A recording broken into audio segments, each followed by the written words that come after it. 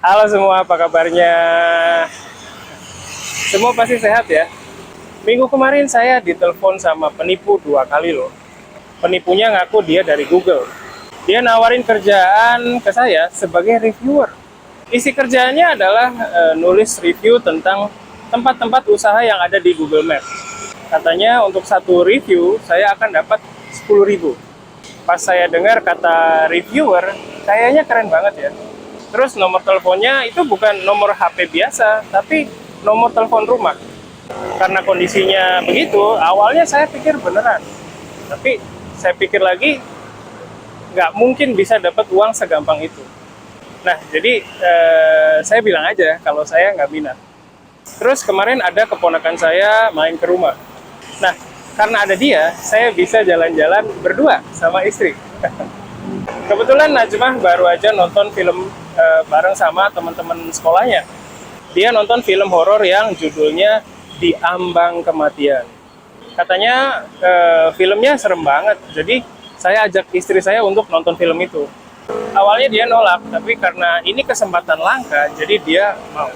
Filmnya ini tentang pesugihan. Pesugihan adalah cara jadi kaya dengan kerjasama dengan setan. Di film itu diceritain kalau tokoh utamanya mengorbankan anak dan istrinya ke setan supaya jadi kaya. Katanya film ini dibuat berdasarkan kisah nyata loh. Dan akhirnya keinginan saya untuk main lempar tangkap bisbol terkabul. Saya main lempar tangkap dengan salah satu mahasiswa yang lahirnya di Jepang. Katanya waktu dia sekolah di SD di Jepang, dia pernah ikut klub bisbol. Saya main lempar tangkap dengan dia di parkiran motor. Untuk kalian yang suka bisbol dan mau lempar tangkap, bisa juga main ke tempat kerja saya ya. Sekarang saya simpan glove dan bola bisbol saya di kantor, jadi bisa main lempar tangkap kapan aja. Oh ya, waktu itu ada mahasiswa lain yang tertarik main lempar tangkap juga. Tapi pas mereka main, saya khawatir banget. Khawatir bolanya kena mobil atau motor di sana.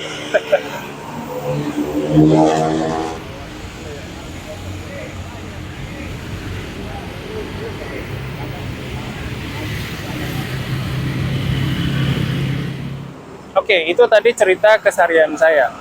Seperti yang tadi saya ceritain di awal, kemarin saya hampir aja ketipu nih. Terus tadi saya cerita kalau saya ditelepon penipu 2 kali kan ya. Nah, tapi tadi saya baru cerita yang pertama. Penipu yang pertama kan ngaku kalau dia petugas dari Google ya. Nah, yang kedua ini lebih dramatis lagi. Penipu yang kedua itu nelpon pakai nomor HP. Pas saya angkat teleponnya, dia nangis dan bilang kalau dia kena kecelakaan. Dia bilangnya kayak gini. Aku kecelakaan. Nah, dia nangis gitu 2 kali. Nah, di keluarga saya, itu nggak ada orang yang pakai kata aku untuk nyebut dirinya. Jadi, saya langsung tahu kalau telepon ini usaha penipuan. Terus saya jawab dengan nada sedikit bercanda. Oh iya ya, aduh kasihan. Kamu ada di mana? Gitu. Begitu dengar respon saya, teleponnya langsung ditutup.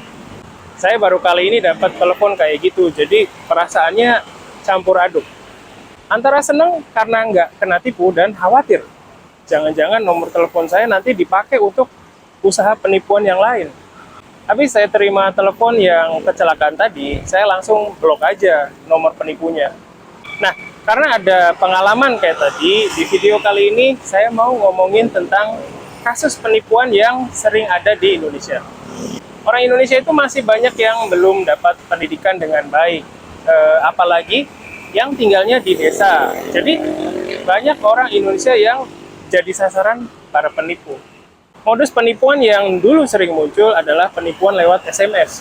Biasanya penipunya nulis pesan pendek yang nadanya seolah-olah dia saudara dari yang terima SMS. Kalau dulu yang sering kejadian adalah SMS minta pulsa. Nah, modus yang sering dipakai dulu adalah penipunya pura-pura jadi ibu dari penerima SMS. Karena itu, jenis penipuan ini biasa disebut dengan penipuan mama minta pulsa. Selain minta pulsa, kadang ada juga penipu yang minta transfer uang. Alasannya macam-macam. Ada yang pura-pura kena kecelakaan atau pura-pura ketangkap polisi. Selain penipuan mama minta pulsa, ada juga penipuan dengan modus dapat hadiah. Penipuan ini bisa lewat SMS atau pesan WhatsApp. Kalau penipuan jenis ini biasanya akan buat penerima SMS atau pesan WhatsApp-nya untuk menelpon ke nomor tertentu untuk dapat cara bagaimana dapat hadiahnya. Nanti penipunya akan bilang bahwa untuk dapat hadiah itu kita harus bayar pajaknya dengan cara transfer dana. Kalau orang tua atau orang yang dari desa yang nggak terlalu paham hal kayak gini, biasanya langsung percaya dan langsung transfer. Tapi akhir-akhir ini penipuan kayak gitu udah banyak yang tahu, jadi udah jarang orang yang kena sih. Tingkat literasi di Indonesia masih rendah. Orang Indonesia itu terkenal nggak suka baca informasi dengan baik. Sebenarnya bisa baca, tapi kayaknya malas memahami info yang ada di dalam bacaannya. Balik lagi ke pembicaraan mengenai modus penipuan. Beberapa bulan yang lalu ada juga modus penipuan dengan cara meretas HP orang lain. Caranya dengan mengirimkan semacam aplikasi lewat pesan WhatsApp.